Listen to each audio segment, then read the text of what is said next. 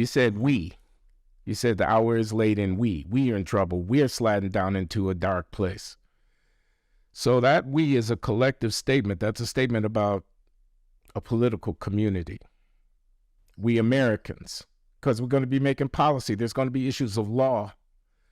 Somebody's got to decide what the law is, what people can and cannot do, whether it's about abortion or it's about marriage or it's whatever it's about. Now, not everybody will ascribe to the foundational beliefs that you just articulated. Not everybody thinks there's a God. And those who think there's a God, some of them think God is different from the God that you think. Not everybody reads that great book, the Bible, Old Testament and New. Not everybody does. And some who do read it differently than the way that you read it. We have to have a framework where, notwithstanding the fact that we don't all sign off on the same religious beliefs, we nevertheless can accommodate our mutuality and our living together under law. I'm sure you don't want to simply impose your beliefs on other people.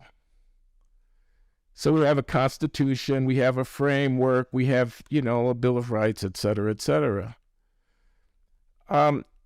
It's fine for you in your private life to decide not to abort a pregnancy, to decide to homeschool your children, to decide to deny the legitimacy of gay marriage or whatever.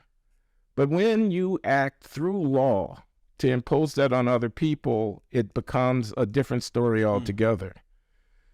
So how do you justify the imposition of your beliefs, which would be required if, for example, the court were to strike down, what's the case, Obergefell, whatever. If the court has done, as it has done, it's stricken Roe versus Wade. Again, I'm not expressing my personal opinion here.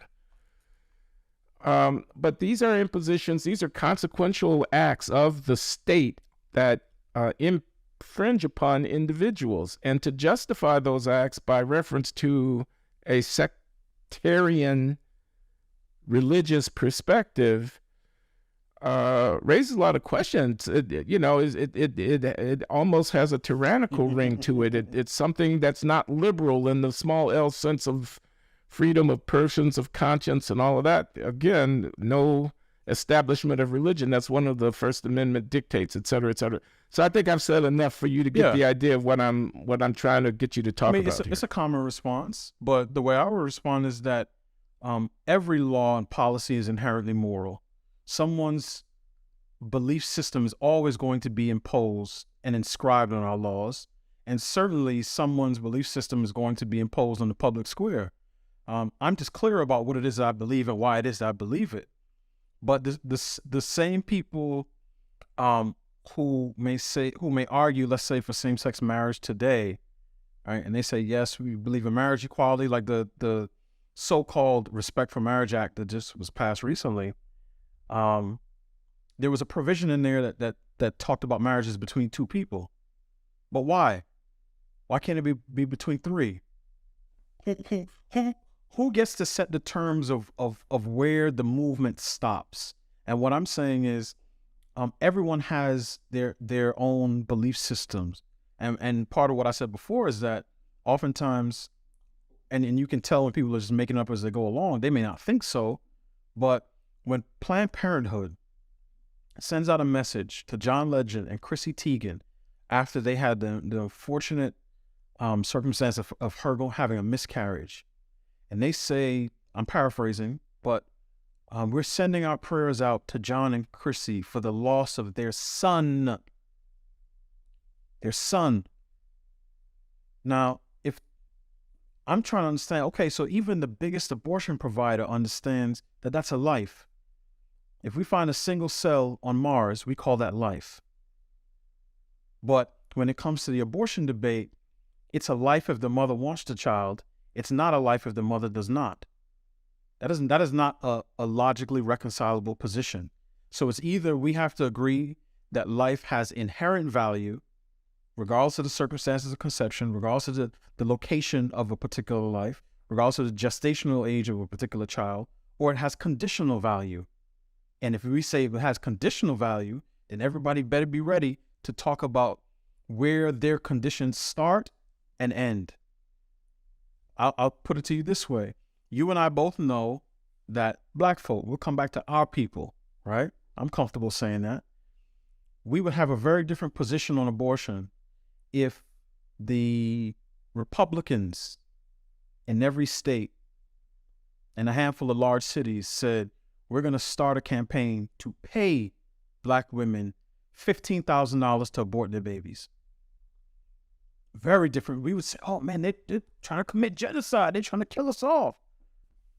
You wouldn't even have to go that far if they were promoting the proliferation of Planned Parenthood clinics. If it were Republicans promoting them, correct. Somebody would remember what Margaret Sanger thought about the proliferation of Negroes early in the life of the Planned Parenthood movement. Somebody would recall that, and they would paint the Republicans with a genocidal rush for encouraging the extirpation of black life. No, I hear you. I hear you loud and clear. And people don't know the numbers. People don't know. Do you happen to know the numbers? I mean, the numbers are absolutely staggering in terms of the extent of the extirpation of black life. Okay, potential life. If I don't want to get into an argument with people about whether a fertilized egg is a life or not. You just said it is. Some people will say it's not. I'm not trying to argue that point. Understood. I'm just saying that when you do the sums, the actual footprint of African American humanity within this country is substantially smaller than it otherwise would be, in virtue of the vast extent of abortion amongst African American people. And that's worth remarking, even if at the end of the day we were to decide that a woman has a right to choose, or has a right to choose after a certain number of weeks or whatever. I mean, before a certain number of weeks or whatever. Right. However we were to resolve that question, the overarching fact that the health of African American society, the robustness of it, of the capacity to reproduce our being into another generation. And of course, it invites the reflection on what are the relational interactions between men and women on a daily basis in terms of their intimacy, in terms of their connectivity, in terms of their feelings of responsibility to the next generation, that are then reflected in these abortion statistics. Regardless of whether or not I thought Roe versus Wade was rightly or wrongly decided, that's a profound reality of the African American condition that ought to occasion deep reflection from our moral leadership about where we're going and what has become of our society. Yeah. So anyway, that's my speech. Yeah. I mean, you asked for some of the stats. Nationally, black women account for about close to 40% of all abortions. About 12% of the female population accounting for about 40% of all abortions. Right. And in New York City, the city with the largest black population, just because it's the largest city, in 2016, it was almost exactly equal, the number of live births and the number of induced abortions among black women in New York City. So if you were a baby at that point, you had a coin flip chance of making it into the world. And the thing that really aggravates me, and I'm not afraid to use that word, is when I see an organization like Black Lives Matter come on the scene, right? And all I did, I just went to their website. They told you who they were. It's an LGBT organization that used the high-profile deaths of a few black men to gain sort of cultural and financial currency in this country. I'm sorry, I got to stop you. I got to interrupt you. Okay. I got to do this, Delano. Okay. Because Patrisse Cullors and the others are LGBT, that is to say queer women, you just called Black Lives Matter, which is a loose affiliation of, a lot of different groups across the country, an LGBT organization. Correct. That's not fair. That's not fair. Well, if I didn't say this, I meant to say Trojan Horse organization, but I'll leave that part out for right now. But it's true. I mean, if you go to their 13 original principles, they didn't use the words police or violence a single time. I've done the word search multiple times.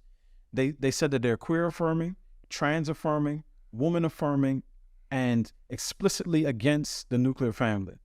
So they are not concerned with Black lives. But the only reason I bring them up is because these are the same people that say that white conservatives have a white supremacy agenda and want to keep Black people down and in chains.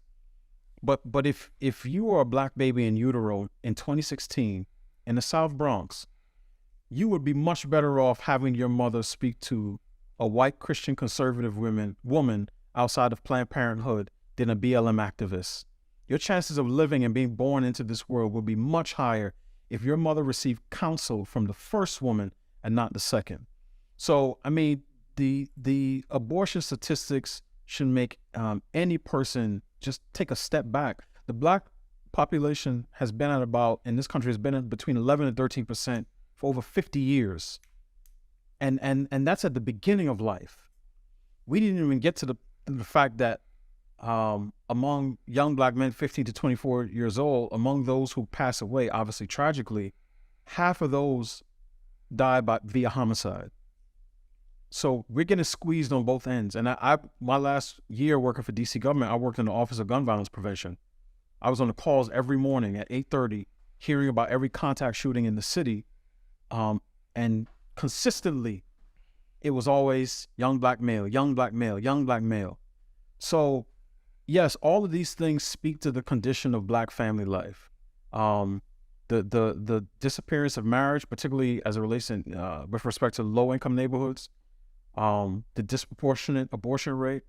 Glenn, don't you find it odd that Planned Parenthood and the issue of abortion is probably the only one where an organization with a checkered racial past, and particularly a checkered racial past as it relates to its founder, and a disproportionate impact on Black bodies and Black lives.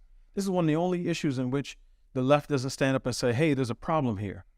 And I'm not sure, and I'm trying not to be cynical, but at a certain point, there was a shift in the abortion rhetoric, because I wasn't around in the 1970s, but just from what I read and what I see, abortion was, I think, generally framed as an issue for middle-class white women. If you want to get a job in the Atlantic or in some newsroom and a baby might have gotten in the way, you were the face of that.